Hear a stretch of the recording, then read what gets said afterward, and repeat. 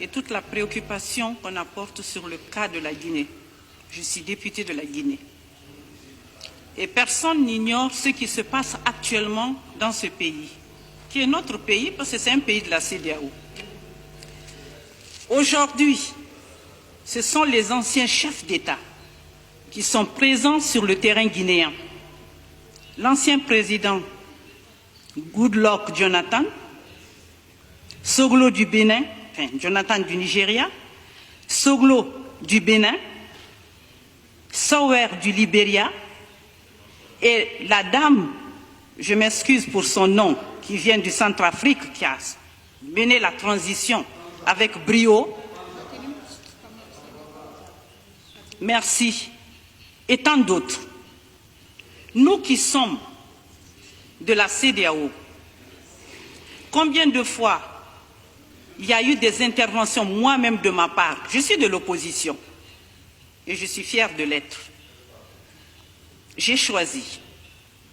Je me bats, ce n'est pas pour une politique politicienne, mais c'est une politique de développement en tant que femme. Il y a eu des morts, plus de 20. Le Parlement de la CEDEAO ici avait décidé d'envoyer une mission. Ça n'a jamais vu le jour. Ensuite, même le commissaire en charge de paix et sécurité avait promis. Ça n'a jamais vu le jour. Vaut mieux prévenir que de guérir. Maintenant, on va en sapeur-pompier, des morts et des morts. Pas seulement dans le cas de l'opposition.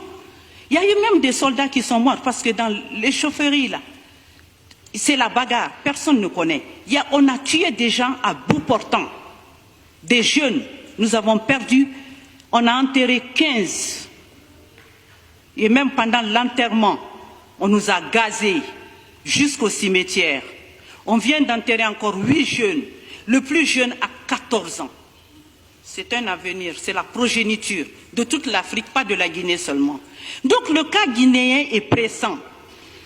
Je suis d'accord que le Parlement de la CEDEAO, même si la Commission, celui qui est en charge de paix et sécurité, le général Béhanzin doit partir, oui, il est déjà parti, c'est lui-même qui l'a annoncé.